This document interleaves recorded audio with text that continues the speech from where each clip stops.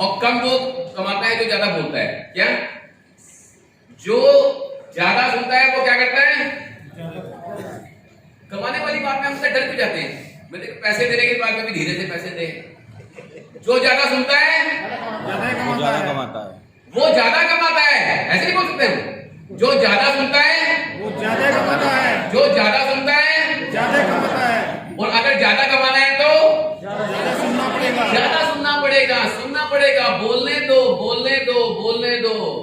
सब सुन लो, ले लो जो दे रहा है। मेरे साथ ये हो गया, मैंने पहले भी ऐसे किया था, मेरी किस्मत खराब है, लोग सुनते नहीं हैं, मेरी जिंदगी खराब है, मेरी जिंदगी में मुझे इतने स्ट्रगल आए। ये सब आपकी बात सुन रहे हो ना, वो आपके दोस्त बन रहे हो। वो कह रहा है यार ये तो बड़ा अच्छा आदमी है, मेरे दिल दर्द, ये दुख का दर्द समझता है मेरे। एक अच्छा लिसनर हमेशा अच्छी क्लोजिंग करता है। तो ये था एनवायरनमेंट बनाना, माहौल बनाना जो इस आरटीपी का है। वैसा ही माहौल हमने बना दिया उसके घर में, उसकी सुन भी ली, उसे पॉजिटिव भी कर दिया, अच्छी बातें कर दी। ठीक है, अब हम आगे चलते हैं। अब बारी आती है ऑब्जेक्शन हैंडलिंग की। ऑब्जेक्शंस, मेरे पास पैसे नहीं है। ऑब्जेक्शन, मेरे पास समय नहीं है। ऑब्जेक्शन, मैं किसी से बात नहीं कर सकता। ऑब्जेक्शन, नेटवर्क मार्केटिंग कंपनी मैंने पहले भी की है, मुझे इस पर विश्वास ही नहीं है। कई लोग अपनी बीवी से धीरे से बोल देते हैं कि मुझे पैसे की जरूरत ही नहीं है। वो जोर से बोलेंगे तो बीवी आ जाएगी, अच्छा जरूरत नहीं है, साड़ी मुझे दिलवा नहीं रहे हो, और कहते हैं पैसे की जरूरत नहीं है। ये सारे ऑब्जेक्शन जब हमारे सामने आते हैं कैसा लगता है? कैसा लगता है कोई बताएगा? अच्छा लगता है। अच्छा लगता है तो आपको डायमंड डायरेक्टर आपको लगेगा। और डर लगता है, डर लगता है, लगता ही सही बात, जाहिर सी बात है, स्वाभाविक बात है, डर लगता है। और क्या लगता है? ऑब्जेक्शन आता है सर तो मुझ जैसे कोई बिजनेस में ले आए तो इनकी तो बात ही नहीं है। और क्या लगता है? ऑब्जेक्शन सामने आते हैं, अंदर से आवाज आती है गई भैंस पानी में, यार ये भी गया ये भैया, वही सवाल इसका भी है, वही सवाल इसका भी है। लेकिन इस दुनिया में जितने भी लोगों ने नेटवर्क मार्केटिंग में इतिहास रचा है, सबके सवाल थे, ऑब्जेक्शंस थे। महावीर सर ने बताया, मैं तो बाहें ऊपर कर ली थी, मैंने बताया कि नहीं बताया? सबके सवाल थे, उलिया सर के सवाल थे, बहुत सवाल थे, बहुत मतलब ऐसे मुझे हासिल थी उन्होंने जब पहली बार गया था। तो ऑब्जेक्शन आने का मतलब है सामने वाले के दिमाग में अब चल रहा है ज्वाइन करूं कि ना करूं, करूं कि ना करूं। मेरे को तब डर लगता है कि सामने वाला कहता है चीज अच्छी है, बिल्कुल करने की, कल बताऊंगा। मैं समझ जाता हूँ ये तो कल से मेरे फोन में उठाएगा। ऐसा होता है ना, कहते अरे वाह कितना अच्छा प्लान है, कितने अच्छे, तो सारे ले लूंगी मैं, कल आना। होता है ना। और ऐसे लोगों से लगता है मुझे बड़ा डर। और जब ऑब्जेक्शन आता है किसी का, तब मैं कहता हूं इसके दिमाग में चल रहा है, पॉइंट पकड़ लो। ऑब्जेक्शन हैंडलिंग जो आदमी सीख लेता है ना, वो तरक्की करता है। नोटबंदी हुई, ऑब्जेक्शन हुए कि नहीं हुए? नरेंद्र मोदी ने क्या किया? रुका, वो जीएसटी लागू कर दिया। ऑब्जेक्शन तो आता ही है। अब वो डर जाए, अब मैं आगे काम ही नहीं करूं, किसान आंदोलन चल रहा है, मैं किसान नहीं हूं। लेकिन ऑब्जेक्शंस आने का मतलब नहीं है कि बात बिगड़ रही है। ऑब्जेक्शन आने का मतलब है कि सामने वाले के दिमाग में अब स्टोरी चल रही है, करूं ना करूं। वो चाहता है आप उसकी ये शंकाएं दूर करो, उसकी जो सोच है वो आपके सामने रख रहा है, वो देख रहा है कि आप इसका क्या जवाब देते हो। बहुत सारे कारण होते हैं, हो सकता है वो ये चेक कर रहा हो कि इस बात का जवाब ये क्या देता है, तब मैं डिसाइड करूंगा इसके साथ काम करना है कि नहीं करना। ये भी एक ऑब्जेक्शन का कारण होता है।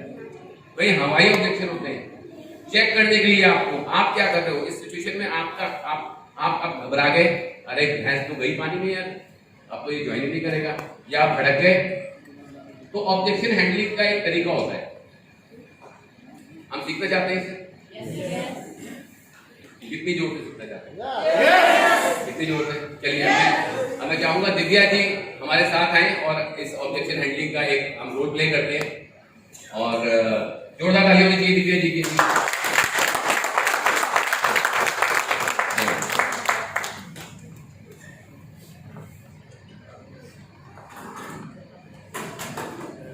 अब मैडम को मैं प्लान देने आया हूं। मैडम मेरे साथ ज्वाइन करेगी, उसकी पहली शर्त क्या है?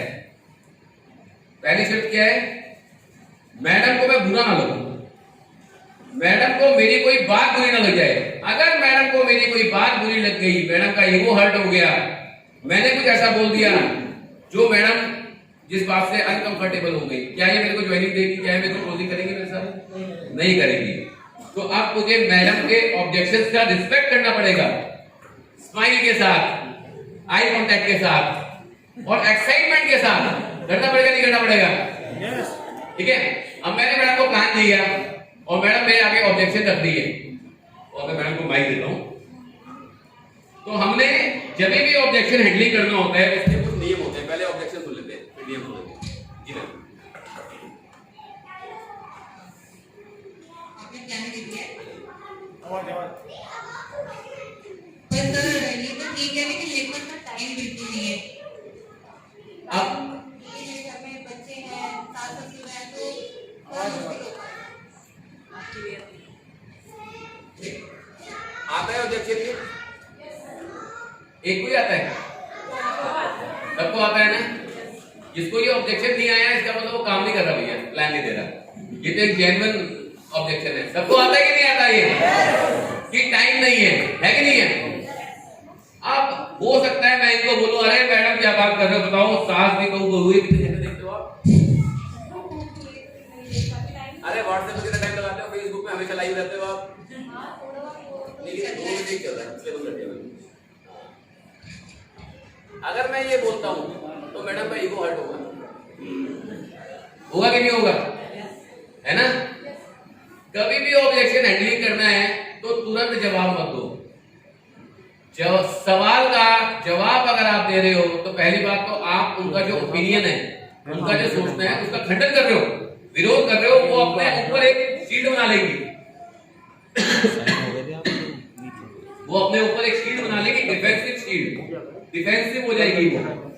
तो मुझे सबसे पहले करना है, मैडम ने जो ऑब्जेक्शन बताया है मुझे ऐसे रिएक्ट करना है, मैंने पहली बार सुना हो, बेशक मैं रोज सुनता हूं। अच्छा मैडम आपके पास टाइम नहीं है? ओ, ये तो वाकई बहुत बड़ी प्रॉब्लम है। उनकी बात मुझे माननी पड़ेगी, ये तो वाकई बहुत बड़ी प्रॉब्लम है। आप सही कह रहे हो, अगर टाइम नहीं है फिर तो वाकई सोचने वाली बात है।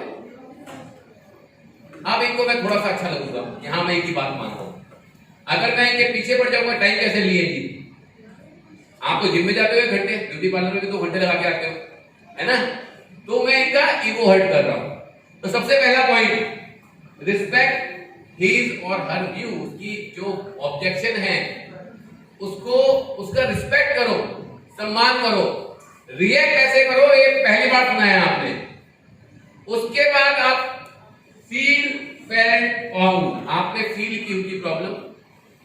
अब आपने क्या करना है, अब वो स्टोरी जो मैडम की थी ना, अगर आप उनको जवाब दोगे ये कभी नहीं मानेंगे, ये डिफेंसिव हो जाएगी, जवाब देने शुरू कर देगी। मैंने अब इनकी स्टोरी हटा के स्टोरी बनाने लिए अपनी। अब मेरी स्टोरी में तो मैं कुछ भी सवाल जवाब करता रहूं, इनको मतलब ही नहीं है ना? अब मैंने बोला मैडम मेरी भी यही प्रॉब्लम थी, समय था ही नहीं ना मेरे पास, मैं तो जॉब करता था, सुबह जाता था रात को घर आता था, ना मेरी वाइफ के पास, बच्चे छोटे, घर में सब कुछ देखना पड़ता है। बताओ मैडम कैसे होगा, है ना? लेकिन जिस व्यक्ति ने मेरे को बिजनेस प्लान दिया, अब उस व्यक्ति की बात हो रही है और मेरी बात हो रही है, मैडम की बात नहीं हो रही है। मैडम इस बात से एग्री हो सकती है, मेरे जवाबों से शायद एग्री ना हो।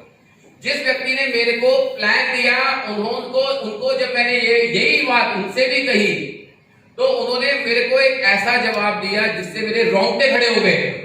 जिज्ञासा जगानी जरूरी है, जिससे वो थोड़ी सी सुनने के मूड में आए। आप सुनना चाहोगे मैम? सामने वाले व्यक्ति को जब मैंने कहा कि मेरे पास और मेरी फैमिली में, मेरी वाइफ के पास इस बिजनेस को करने का टाइम ही नहीं है, तो उन्होंने मेरे से एक ऐसा सवाल पूछा जिससे मेरे रोंगटे खड़े हो गए। और वो सवाल था कि आपके पास टाइम नहीं है, ये आपकी जिंदगी का अचीवमेंट है या आपकी जिंदगी की प्रॉब्लम है? मैं सोच में पड़ गया, टाइम नहीं है, प्रॉब्लम है, अचीवमेंट है। भाई प्रॉब्लम है क्योंकि मैं अपने बच्चों को भी टाइम नहीं दे पाता, मैं अपनी फैमिली को टाइम नहीं दे पाता। मैं घूमना जाना चाहता हूं, मेरे को शौक है गिटार बजाने का, मेरे को भी जिम जाने का मन करता है, मैं ये सब चीजें टाइम ना होने की वजह से नहीं कर पा रहा हूं। अच्छा, मैं वो सारी बातें ये नहीं कर रहा, मैं उनसे कर रहा हूं, लेकिन काम उनके दिमाग में चल रहा है। फैमिली में उनके हस्बैंड टाइम नहीं दे पा रहे हैं, सुबह जाते हैं शाम को आते हैं, वो सारी स्टोरी चल रही है, लेकिन हमें नहीं किसी और से बात चल रही है। और उसके बाद जब मैंने उनको बताया कि ये मेरी प्रॉब्लम है, तो उन्होंने कहा कि सर आप बिल्कुल बिल्कुल टेंशन मत लो, क्योंकि हमारा ये जो बिजनेस है जो मैं आपको बता रहा हूं, ये ना सिर्फ आपको इनकम देता है, बल्कि ये आपको आपकी फैमिली के लिए, आपके अपनों के लिए, आपके शौक को पूरा करने के लिए, जिंदगी की ख्वाहिशों को पूरा करने के लिए आपको टाइम फ्रीडम भी देता है। तो आइए मैं आपको बताता हूं कि किस तरीके से आपको यहाँ पे टाइम फ्रीडम मिल सकता है, आपको और आपकी फैमिली को। मैडम वो तरीका मैं आपको बता सकता हूँ किस तरीके से टाइम फ्रीडम मिल सकता है। अब मैं इनको टाइम फ्रीडम किस तरीके से मिल सकता है, टीम बना के किस तरीके से ये अपनी टीम को, इनकी टीम काम करेगी, फिर इनको टाइम फ्रीडम मिल सकता है, इसके अकॉर्डिंग फिर इनकी क्लोजिंग कर सकता हूँ, इनको प्लान दे सकता हूँ। सवालों के जवाब आपको पता है, कोई बड़ी बात नहीं, 10-12 सवाल तो होते हैं, लेकिन उनके जवाब कैसे देने हैं अगर आपने ये सीख लिया, अगर आपने ऑब्जेक्शन हैंडलिंग सीख लिया, तो आपकी क्लोजिंग कैसी होगी? इधर फुसल बम लग रहा है, कैसी होगी? धमाकेदार होगी ना। चलिए, thank you so much ma'am, thank you so much. जोरदार ताली होगी मैडम।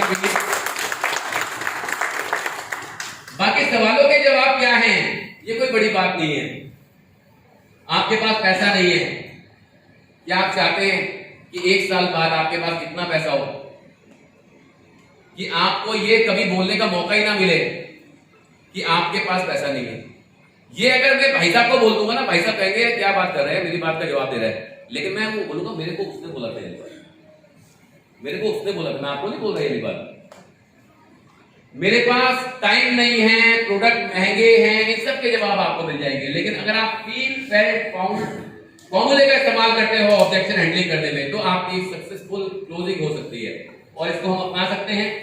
और कुछ क्लोजिंग टेक्निक्स होती है, क्लोजिंग टेक्निक्स सीखे जाते हो अलग अलग तरीके की, मास्टरी आप करते भी होंगे उनमें से बहुत सारी टेक्निक्स। और हम उसकी बात करें अगर, तो सबसे पहली टेक्निक होती है Benjamin Franklin closing. Ben Franklin closing, कोई बोल सकता है? बोल सकते हैं बेन फ्रैंकलिन क्लोजिंग। नाम सुना इनका? नाम सुना है?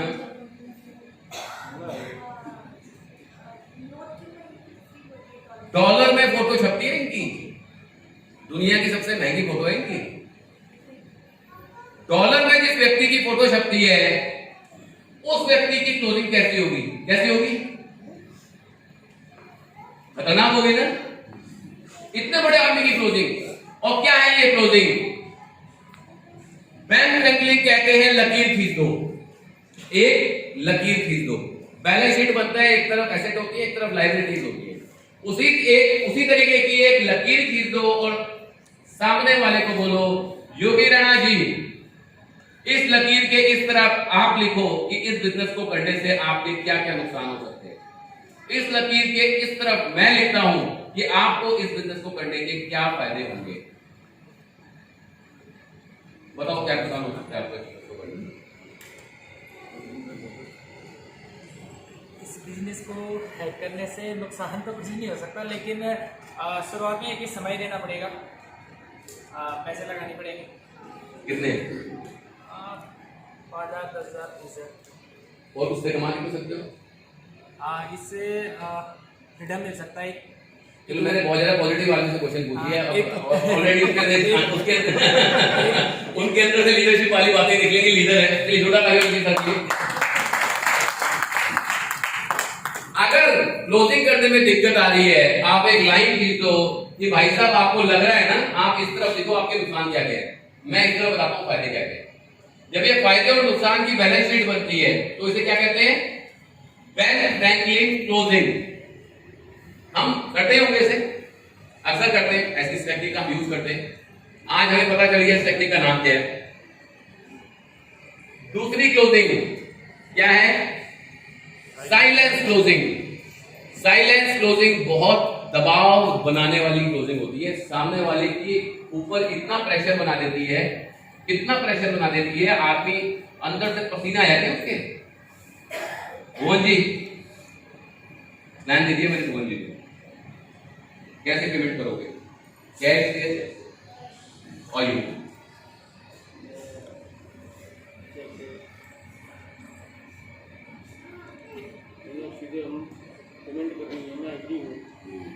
फटाफट हो गई साइलेंस करते ही। आप अगर चुप हैं और आपने एक सवाल कर दिया, सामने वाले को जवाब देने का मौका दिया, ऐसे नहीं हमें बोलते जा रहे हैं कैसे पेमेंट करोगे, चेक से कैसे, आप कैसे कर दो बड़ा अच्छा रहेगा, मैं अभी आपका पैसे ले लूंगी और चली जाऊंगी। ये साइलेंस क्लोजिंग नहीं है। साइलेंस क्लोजिंग मतलब आपने गेम सामने वाले के पाले में डाल दी और यू बैठ गए, यू जवाब का इंतजार करने के लिए और यूं घर तक जाते रहे। इसे कहते हैं, क्या कहते हैं इसे? Silence closing. सामने वाले पे दबाव होता है जवाब देने का।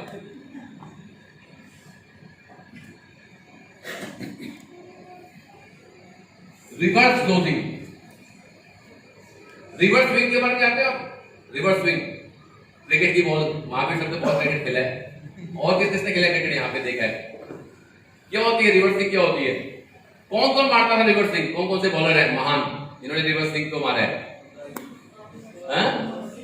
वसीम अकरम, वकार यूनिस, इस तरीके के बड़े बड़े बॉलर्स रिवर्स स्विंग मारा करते थे। तो ये जो रिवर्स क्लोजिंग होती है ये भी बड़ी तगड़ी वाली क्लोजिंग होती है। इसकी अगर आपने प्रैक्टिस कर ली तो इसे स्पेशली सचिन तेंदुलकर जैसे बैट्समैन पे यूज किया जाता है जो बहुत ज्यादा नेगेटिव सवाल कर रहा होता है, दिमाग खराब किया हुआ है जिसने आपका सवाल पूछ के नेगेटिव पे नेगेटिव नेगेटिव पे नेगेटिव, उसे क्वेश्चन खत्म नहीं हो रहे हैं, तो ये क्लोजिंग होती है। और इसे हम, इस क्लोजिंग को हम कैसे करते हैं? पॉजिटिव वाले नेगेटिव सवाल पूछ के, पॉजिटिव वाले नेगेटिव सवाल पूछ के। अगर हम नेगेटिविटी का जवाब नेगेटिविटी से देते हैं, पॉजिटिविटी वाली नेगेटिविटी से, जहर को जहर काटता ही नहीं काटता। अब मेरा पांचाल जी ने नेगेटिव सवाल बोल बोल के मेरा दिमाग खराब कर दिया है। अब मैं क्या करूंगा? रिवर्स स्विंग फेंकूंगा, reverse closing. Panchal ji, yes sir. इस दुनिया में दो सच्चाई है जो सबसे बड़ी है। पहला, जो आता है उसको जाना है, जो आता है उसको जाने के लिए जाना है, सच्ची बातें भी नहीं है। दूसरा, आपको भी नहीं पता आप कब जाओगे, मेरे को भी नहीं पता मैं कब जाऊंगा। सच है कि नहीं है? सर मैंने ये बिजनेस कर रहा हूं, ये बिजनेस मेरे जाने के बाद भी मेरे परिवार को पैसे देगा। आप क्या वो बिजनेस कर रहे हो, आपके जाने के बाद आपके परिवार में पैसा आएगा? नेगेटिव सवाल है कि नहीं है? पॉजिटिव वाला। सर इस बिजनेस को करने के बाद अगर आपके साथ कुछ हो भी जाए, किसी के साथ कुछ हो भी जाता है, तो भी उसके घर में पैसा आता है। ये वाली जब आप रिवर्स स्विंग वाली यॉर्कर मारते हो तो सामने वाला हिल जाता है। यहां इसके बाद सारी नेगेटिविटी खत्म हो जाती है आदमी की। तो इसकी भी आप प्रैक्टिस कर सकते हैं। क्या है ये? Reverse closing. क्या है? आप बोलोगे नहीं तो फिर भूल जाओगे सामने क्लोजिंग करते हैं, इसलिए बोल रहा हूं। मेरी कोई इसमें वो नहीं है बेनिफिट, आपका बेनिफिट है। बोलोगे तो याद रहेगा क्लोजिंग करते हुए। क्या है ये? Reverse closing. Pointed closing. Pointed closing वहां काम आती है जहां पे आप सामने वाले का हॉट सेलिंग बटन डालते हो। कि जो होता है ना, हॉट बटन होता है, हॉट बटन अप्रोच होता है, मेडिसिन में यूज होता है, कि उसे कर्जे में डूबे हैं भाई साहब। और मैं इनको एक ही टॉपिक पे बात कर रहा हूं, भाई साहब कर्जा, वो तो उतारना ही है ना, ये बिजनेस उतार सकता है आप। भाई साहब बच्चों की शादी तो करनी है ना, नहीं हो रहा ना इंतजाम, इस बिजनेस से करवाएंगे, इस बिजनेस से करवाएंगे। देखा कैसे हो जाएगा? सवाल आ गया कैसे हो जाएगा? आदमी ने बोला कैसे हो जाएगा तो बंदा आ गया, ऐसे हो जाएगा। हम तो दिखाई सकते हैं कैसे होगा। क्यों? सामने वाले का आपको पॉइंट पता है। कहां? सर बहुत से छुटकारा पाते हो नहीं पाते? जाने जाते बहुत से छुटकारा पाने जाते हो सर, यहां से आएगा। जब आप किसी विशेष कारण के ऊपर पॉइंट करते हैं और उसको लेते हुए क्लोजिंग करते हैं तो क्या होती है? भूल जाओगे। क्या होती है? Pointed closing, conditional closing, set working. Set working के ऊपर सर ने कल सेशन लिया था, लेकिन अच्छी वाली सेट वर्किंग। अच्छी वाली मतलब भाई साहब पिकअप सेंटर है मेरे पास, आज ज्वाइनिंग लोगे आपके नीचे लगा दूंगा। कंडीशनल, कंडीशन दे रहे हैं हम कि भाई साहब आपके ही शहर में एक और ज्वाइनिंग आएगी है, आप मुझे आज ज्वाइनिंग दे दो, एक्टिवेशन कर दो, आपके नीचे लगा दूंगा। इसे क्या कहते हैं? Conditional, conditional closing. High pressure closing, तू मेरा साला है, तुझे इस बिजनेस को ज्वाइन करना पड़ेगा, तेरा जीजा मुझे बोल रहा है, अगर ज्वाइन नहीं किया तो सोच ले। प्रेशर बनाना पड़ता है, प्रेशर। आज से तेरा मेरा रिश्ता खत्म करना, तू मुझे मना करेगा? कभी कभी लोग हाई प्रेशर में भी आते हैं, हाई प्रेशर में आ जाते हैं, और अक्सर जीजा से, क्योंकि जो पहली ज्वाइनिंग मिलती है साले को मिलती है, फिर उस साले को मिलती है अपने साले की, फिर उसके साले को उसके साले की। प्रेशर में सबसे पहले साला ही आता है बेचारा, ऐसे ही होता है ना। तो आज से जितने भी साले हैं उनको एक प्रेशर कॉल जाना बहुत जरूरी है। प्रेशर कॉल, प्रेशर में आदमी जरूरी नहीं है काम करे ज्यादा, बट वो हो सकता है काम कर भी जाए, तो इसे क्या कहते हैं? High pressure closing. उसके बाद high to get closing. Gaurav ji, अगर आपने मेरे साथ इस बिजनेस को ज्वाइन कर लिया, सोचो मलेशिया, दुबई, पासपोर्ट नहीं बनाना आपका, पासपोर्ट बार बार बनाना पड़ेगा, एक सारे पन्नों पे मोहर लग जाएगी। कुछ बड़ा दिखाने की क्लोजिंग, कुछ बड़ा बताने की क्लोजिंग। उतना मैडम, मैंने इस बिजनेस में कपिल देव से अवार्ड लिया है, कपिल देव से। सोचो, हॉल भरा हो, कपिल देव आपको अवार्ड दे रहा हो और आपके लिए तालियां बजा रहा हो, कैसा रहेगा? मजा आ जाएगा। हाई टू गेट क्लोजिंग, कुछ बड़ा पाने की चाह जगाना, बड़ा सपना दिखाना, हाई टू गेट क्लोजिंग। इसके अलावा अगर इस सब क्लोजिंग के बाद बात नहीं बन रही है, तो अब आप समझाना बंद कर दो, अब वो अपने आप को समझाएगा। क्या होगा? किसी को विश्वास नहीं होता, जैसे मुझे नहीं हुआ था कि ऐसा भी होता है। आप समझाना बंद कर दो, वो समझाएगा अपने आप को। सीखना चाहते हो? वो अपने आप को कैसे समझाएगा? आपको तो आप कहते थे कर ले कर ले कर ले, अब वो अपने आप को बोलेगा कर ले कर ले कर ले। तो एक बार जोड़ो, ताली होनी चाहिए इस टेक्निक के लिए।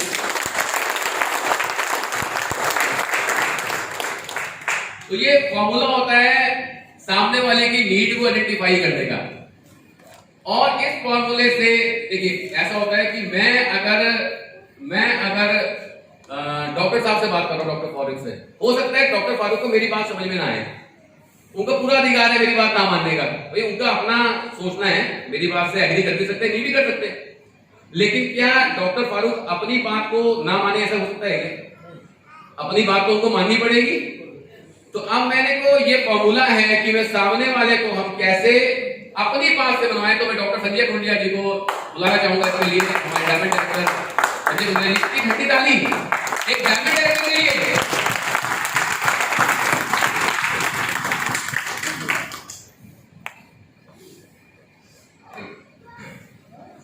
तो इसे कहते हैं PMF टेक्निक। क्या कहते हैं? PMF मतलब प्राइमरी मोटिवेशनल फैक्टर। सामने वाला किस बात से, इसकी नीड क्या है, जरूरत क्या है। मेरे को अगर मछली पकड़नी है और मैंने कांटा लिया हुआ है, वो नहीं होता वो रॉड होती है कांटे वाली, और मेरे को पसंद है स्ट्रॉबेरी चॉकलेट, स्ट्रॉबेरी आइसक्रीम, और मछली को क्या पसंद है? केचुआ। तो मैं कांटे में स्ट्रॉबेरी आइसक्रीम लगाऊंगा, केचुआ लगाऊंगा, है ना। सामने वाले की नीड को कैसे हमें आइडेंटिफाई करना है, सामने वाले की नीड को कैसे आइडेंटिफाई करना है, उसका एक तरीका होता है ये टेक्निक, और इसमें होता है मेनू कार्ड। लिख लो ये सब, ये बहुत काम आने वाला है। हम एक सवाल करते हैं सामने वाले से, हमें सामने वाले को एक मेनू देना पड़ेगा। जैसे कि अभी बताया था गोपाल जी ने, क्या हुक्म है मेरे आका, ये पूरी लिस्ट बोलनी पड़ेगी। क्या चाहिए आपको? आप रेस्टोरेंट में जाते हो खाना खाने और सामने वाला आपके आगे, रेस्टोरेंट वाला आपके सामने कढ़ी चावल रख दे, कैसा लगेगा? आप हो गया, तू मैंने कुछ मंगाई नहीं, तू कैसे ले आया? सर खा के देखो, बड़ा अच्छा है, मुझे तो बड़ा अच्छा लगता है, मेरे बच्चों को भी पसंद है। इरिटेशन होगी ना, होगी ना? हम क्या कहते हैं, सर ये मेनू कार्ड है, और लंबी सी बात बोलते हैं, इडली सांभर दरा बड़ा, ये बड़ा, ये 4-5 चीजें बोलते हैं। उसके बाद जो सर बोलते हैं मैं उनको देता हूं। ये वही टेक्निक है। मैं अपने प्रोस्पेक्ट से पूछता हूं, सर डायरेक्ट सेलिंग इंडस्ट्री, अब मुझे मैं थक गया हूं जाके ना, सर डायरेक्ट सेलिंग इंडस्ट्री लोग क्यों करते हैं? कुछ आइडिया है आपको? नहीं सर, ऐसा कुछ खास आइडिया नहीं है। मैं बताता हूँ सर, ठीक है सर, बताइए। एक बार तो मैं डॉक्टर फारूक के साथ प्लान कर रहा, सामने वाले ने कहा था कि वो जो बेले लोग होते हैं कुछ नहीं कर पाते, वही करते हैं। तो उसके बाद हम ये मेनू कार्ड सामने, सॉरी तो देखो भाई पे मेरा मेनू कार्ड हम सामने रखते हैं। सर मैं आपको बताता हूँ, डायरेक्ट सेलिंग करने के लिए जो लोगों के उद्देश्य होते हैं, जो वजह होती है, वो होती है एक्स्ट्रा इनकम, कर्ज मुक्ति जिंदगी जीने के लिए, सिक्योर इनकम के लिए, फाइनेंशियल फ्रीडम के लिए, टाइम फ्रीडम के लिए, रिकॉग्निशन सम्मान पाने के लिए, देश विदेश की यात्राओं के लिए, जायदाद छोड़ने के लिए, पर्सनैलिटी डेवलपमेंट करने के लिए लोग अब इस बिजनेस को करते हैं, डायरेक्ट सेलिंग बिजनेस। आप इसे लिख के सामने वाले के सामने पेश कर सकते हैं। अब ये मैंने मेनू कार्ड सर को दिखा दिया। अब मैं सर से अपना सवाल पूछता हूं, सर लोग इन सब कारणों के लिए डायरेक्ट सेलिंग करते हैं। अगर आपको इन सब चीजों में से कोई एक चीज का चुनाव करना हो अपने लिए, अपनी जिंदगी के लिए, आप किस एक चीज को चुनेंगे? मुझे सर इसमें फाइनेंशियल फ्रीडम और रिकॉग्निशन, वर्ल्ड टूर, ये सब मैं आई वुड लाइक टू। कोई एक चीज का चुनाव करना पड़ेगा। अच्छा सबसे ज्यादा नेगेटिव क्या बोलेंगे? मुझे कुछ कीजिए, यही तो बोलेंगे। इससे ज्यादा नेगेटिव जवाब नहीं हो सकता सवाल का, यही तो बोलेंगे। अगर वो ये भी बोल देते हैं ना चाहिए, सर अगर आपको इनमें से कुछ चुनना पड़े इन फ्यूचर, आपको इनमें से कुछ चुनना पड़े, अभी तो हो सकता है आपको आपकी कोई रिक्वायरमेंट ना हो उसमें से, इन फ्यूचर हो, अगर आपको लगता है इसकी इनमें से किसी एक चीज की जरूरत हो, तो आप क्या चुनोगे? तो आप एक चीज बताओ सर, कोई एक चीज। सर सिर्फ एक ही चुनना है तो मैं इसमें आर्थिक आजादी या फाइनेंशियल फ्रीडम को ही मैं पसंद करूँ। Financial freedom. अब मुझे पता चल गया सर का जो पॉइंट है वो क्या है, फाइनेंशियल फ्रीडम। अब हम सर को समझाएंगे कि क्यों करना है डायरेक्ट सेलिंग। अब सर को समझाएंगे, सॉरी सर अपने आप को समझाएंगे क्यों डायरेक्ट सेलिंग क्यों करना है। सर आपने फाइनेंशियल फ्रीडम को ही क्यों चुना? सर मैंने फाइनेंशियल फ्रीडम को इसलिए चुना कि पैसे के कारण मेरे को वो काम करने पड़ जाते हैं जो शायद मेरी चाहत ना हो, जो मेरे लिए अभी जरूरी ना हो, और हर दिन मैं वो काम कर रहा होता हूँ, दिल कुछ और बोल रहा होता है और कर कुछ और रहा होता हूँ।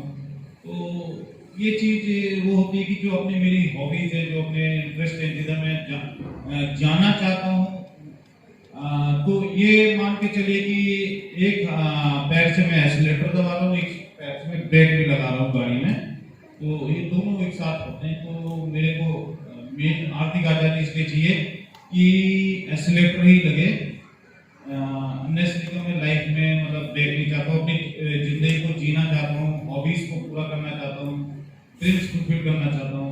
तो इसलिए मैं फाइनेंशियल फ्रीडम को थोड़ा लाइक करता हूँ। जो आपने जल्दबाजी नहीं करनी, फॉलो अप काम लंबी होती है, नहीं कि आप अगला सवाल पूछने के लिए तैयार हो, अभी चुप करके बोलूं। लेकिन इन्होंने कुछ बातें बोली, हॉबीज बोली नहीं बोली है ना, हॉबीज बोला, दिल की बातें बोली, दिल की चीजें पूरा कर दो। अब मुझे इनको बाहर निकालना है सर, हॉबीज और दिल की बातें से मतलब कौन सी हॉबीज आप पूरा करना चाहते हो? हॉबीज का अगर आप मेरे से पूछें तो मेरा बचपन से एक सब्जेक्ट, भले ही मैं साइंस स्टूडेंट रहा हूँ, लेकिन मेरे को ज्योग्राफी बहुत पसंद थी सर। और ज्योग्राफी में मैं अलग अलग देशों के बारे में पढ़ता था।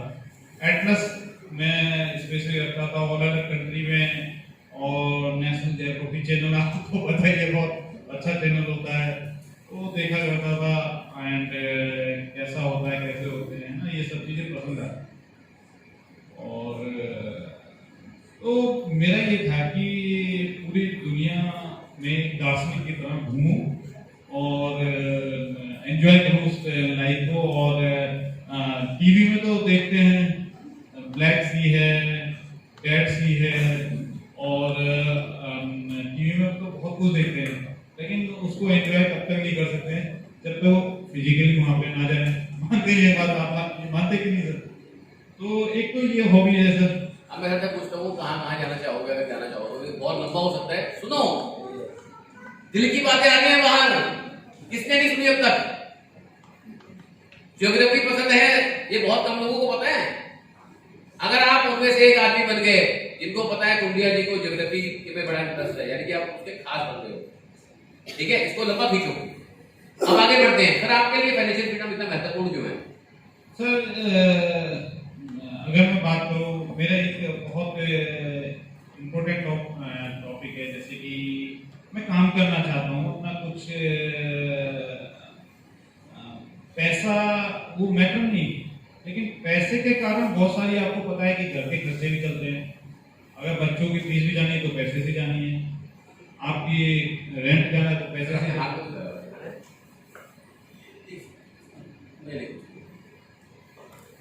तो मैंने ऐसा क्यों किया? सर ने हाथ बांधे हुए ऐसे, मुझे बीच में कोशिश भी करनी है कि सर थोड़ा सा इस मोड में आ जाए। ये डिफेंसिव मोड होता है, ठीक है, बॉडी लैंग्वेज की भी आपको मेरी कोशिश है ना।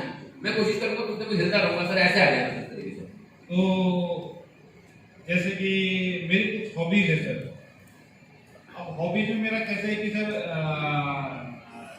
मेरे को नेचुरोपैथी का शौक है, प्राकृतिक चिकित्सा एंड जूस थेरेपी में अलग अलग अच्छा, अरे वाह क्या बात है सर। तो जूस थेरेपी और अलग अलग तरीके से योगा एंड नेचुरोपैथी में थोड़ा इंटरेस्ट है। और मेरा थोड़ा अलग तरीके से अध्यात्म में भी मैं जाता हूँ। अध्यात्म में? जैसे अध्यात्म में उसके लिए कि मानसिक शांति के लिए। अच्छा, अरे वाह। अब ऐसा अगर आप नहीं कर रहे हो तो बासी ले रहे हो, बोल रहे हो अच्छा सामने वाला बताएगा ही नहीं, एक्साइटमेंट से सुनना पड़ेगा, अच्छा बोलना पड़ेगा, अच्छा, अरे वाह। उसमें क्या सर? तो देखिए आज की डेट में मैं बेसिकली इन सब चीजों का, देखिए गॉड को तो ना मैंने देखा ना दुनिया में किसी ने देखा है ना, लेकिन ये है कि आज बेसिकली मेरा एनकाउंटर हुआ था, मेरा ही खुद का डिजीज से, मेरे को खुद को ये 2002-03 की बात है। अच्छा, क्या हुआ था? और मेरी बैक बिल्कुल खत्म हो चुकी थी। Oh my God. तो आप तो सर एकदम कितने इरादे में? यस सर, उसी के बाद मेरी लाइफ में चेंज आए और मैंने डिसीजन लिया कि जब मैं कुछ महीने बेड पे पड़ा रहा और मैंने ये देख लिया कि ये बहुत सारे जो दोस्त जो होते हैं वो भी जब आप लंबे समय तक बीमार होते हैं तो बहुत साथ छोड़ देते हैं, वो भी आप अकेले होते हैं किसी न किसी स्टेज पे। तो एंड जो ऑपरेशन होना था मैंने करवाना नहीं था, ऑपरेशन से जो है मैं तो मतलब वो नहीं था कि मैं नेचुरल तरीके से कैसे ठीक हूँ। तो मैंने अपने आप को एक मानसिक ताकत से कि मेरे को ठीक होना ही होना है और मैं अकेले रूम में रहता था, अपने आप को एक मानसिक शक्ति, और वो चीज़ थी कि मेरी मानसिक शक्ति के कारण वो चीज़ें मेरे पास में आती गई, जिन चीज़ों की मुझे जरूरत थी वो लोग आते गए, वो चीज़ें आती गई, और मैं 3-4 महीने में जो बिल्कुल खत्म आदमी था, जिसको कि डॉक्टर्स भी बोलते कि लाखों में एक आध पेशेंट होता है, वो रिकवर हुआ। एंड उसके बाद मैंने कमांडो कोर्स ये सब भी किए बहुत कुछ, जबकि उसके बाद जाना अलाउड नहीं होता, और मैं आज भी कैटेगरी ए में रहा हूँ डिफेंस में। अरे वाह क्या बात है। अब इससे बातों में आपको इंटरेस्ट है, जोड़ा लाई हो रही है। तो आपको दो बातें हो रही हैं, एक तो नीड आइडेंटिफाई हो रही है, ठीक है, ऊपर से दोस्ती हो रही है ना। अब मैं दोबारा आ जाऊंगा उस टॉपिक पे, अब मैं दोबारा आ जाऊंगा, सुनिए ये सारी बातें, अभी तो समय की थोड़ी कमी है। पहला सवाल क्या था, इनमें से क्या चुनोगे? दूसरा सवाल क्या था, आपके लिए ये इतना महत्वपूर्ण क्यों है? आपके लिए अगर आपको ये नहीं मिला, अगर आपको आपकी लाइफ में फाइनेंशियल फ्रीडम नहीं मिलता तो क्या होगा? तो देखिए, जैसे आपने पूछा था कि मेरा एनकाउंटर हुआ अपनी ही प्रॉब्लम से, तो मैं नेचुरोपैथी में चला गया। अब नेचुरोपैथी मैंने काफ़ी सीखी है 17-18 साल में, एंड काफ़ी इससे कोर्सेज भी किए, और मैं नेचुरोपैथी के द्वारा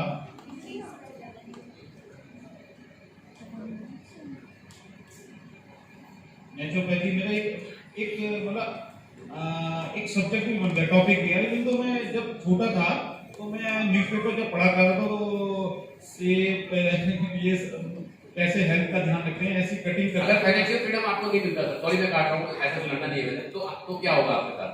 सर, मैं ये जो हॉबी है, मैं नेचुरोपैथी में बहुत अच्छा काम करना चाहता हूँ, वो मैं नहीं कर पाऊंगा।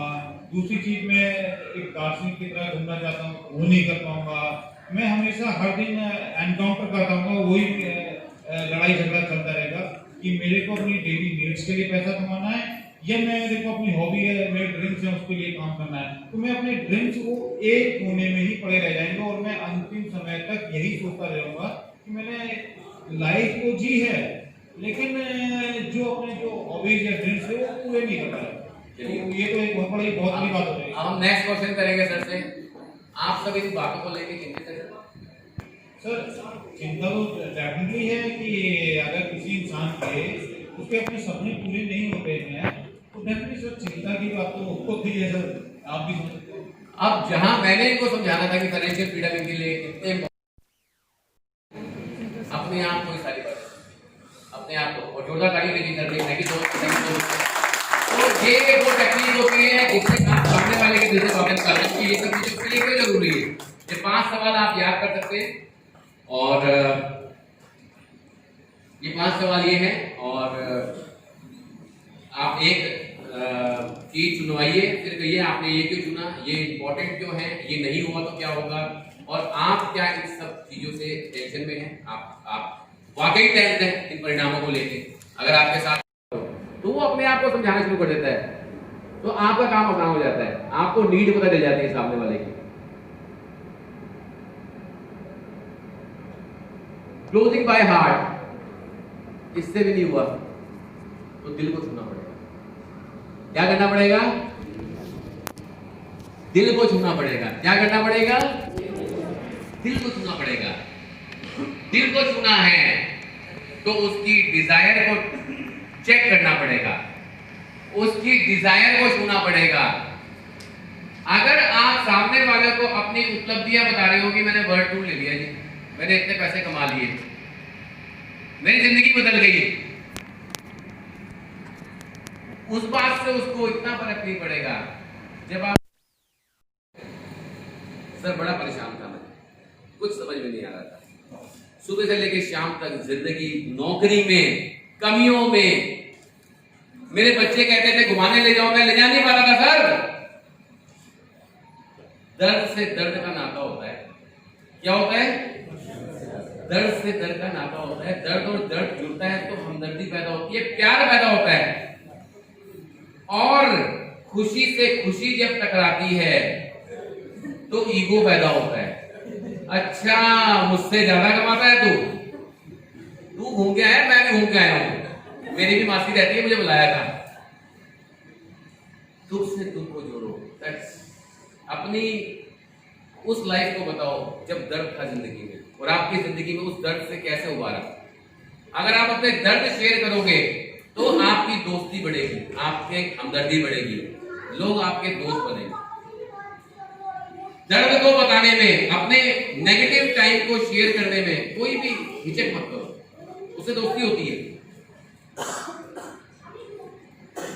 Give him your faith। इससे भी काम ना हुआ, इससे भी काम ना हुआ तो आपकी ये शब्द सामने वाले को पिघला सकते हैं कि भुवन जी, अगर आज आपकी जगह मेरा सगा भाई भी मेरे सामने बैठा होता तो भी मैं उसे बिजनेस को करने के लिए बोलूँ। जब आप ये बात बोलते हो, जब आप फेथ देते हो, जब आप विश्वास देते हो कि आपकी जगह अगर मेरा सगा भाई सगी बहन भी होती तो भी मैं उनको यही कह रहा होता जो आपको कह रहा हूं। इससे बहुत बहुत बड़े बड़े जो लोग अब तक नहीं टूटे हैं वो टूट सकते हैं। इसे आप ट्राई कीजिएगा। समय का मैं फटाफट चलते हैं। हेजिटेट मत करना। अगर आप क्लोजिंग में हेजिटेट करोगे आपको पैसे नहीं मिलेंगे। आपको पैसे नहीं मिले आपकी क्लोजिंग नहीं होगी, फेल हो गया। हेजिटेशन आपका बहुत बड़ा नुकसान करती है। और जब आप सुबह सो के उठते हो ना, जब आप अपना नहा धो रहे होते हो, उस समय सैकड़ों कंपनियां सेंसेक्स में पैसे मांग रही होती हैं। आज पैसे तो पैसे खुल गया बाजार, 9:15 बजे शेयर मार्केट खुल जाता है। किसी को कोई शर्म नहीं आती। अंबानी को अगर पैसे मांगने में शर्म आती ना, वो इतना बड़ा आदमी बन ही नहीं पाता। शर्म आती है हम मीडियम क्लास लोगों को। अरे ऐसे कैसे पैसे मांगू यार, आज तक नहीं मांगे, क्या सोचेगा मेरे बारे में? प्रोडक्ट दे देंगे सर, कुछ ना कुछ देखा नहीं देखा, कोई बात नहीं, कल देख लेते।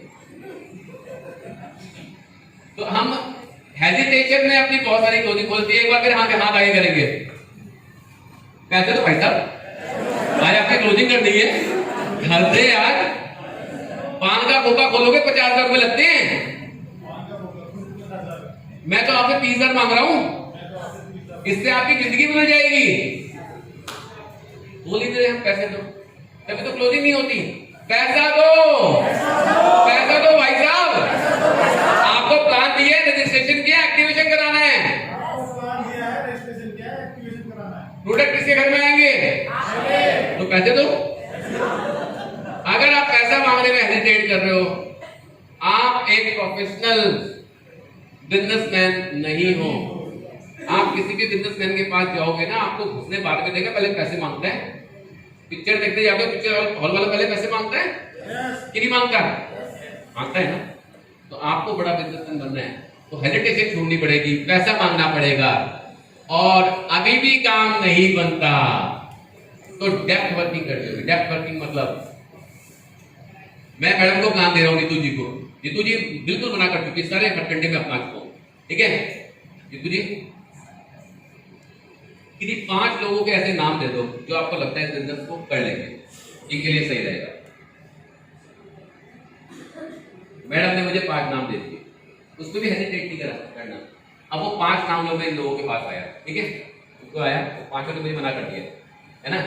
भाई साहब ने मुझे 5 नाम दे दिए, ठीक है? भाई साहब 5 नाम दे दो बस, दे दिए। अब 5 लोग यहाँ आ गए। अब इन 5 लोगों से मैंने प्लान दिया, इनमें भी सबने मना कर दिया, लेकिन इन भाई साहब ने मुझे 5 नाम दे दिए। तो भाई साहब नाम तो दो, पैसे नहीं दे रहे तो दे दिए। अब मैं यहां पे आ गया। अब मैं कहां पे आ गया? यहां पे भाई साहब मान गए, यहां पे भाई साहब मान गए। अब भाई साहब से मैंने लिए पैसे और एक ऑर्डर, और मैं गया यहां पे। सर मुझे आपने लिस्ट दी थी ना, उसमें से ज्वाइनिंग आ गई है। आप बोलो तो आपको आपकी बिना अपने भी डालूंगी, आपके नीचे डालूंगा।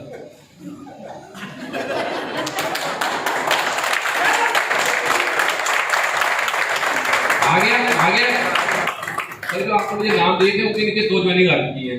आपने भी डालूंगी, आपके नीचे डालना है। पहले तो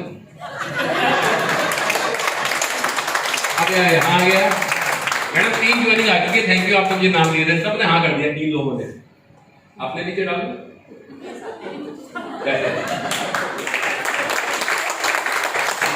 आप जो ये चेन चलाओगे ऐसा हो ही नहीं सकता कि ABCDEFGHIJ के कहीं तो कोई ना कोई एक आदमी मिलेगा, वो एक आदमी सबको ले आएगा। सबके पास जाके पैसे दिखाते जाओ, ज्वाइनिंग दिखाते जाओ और आपकी ज्वाइनिंग हो गई। Thank you so much.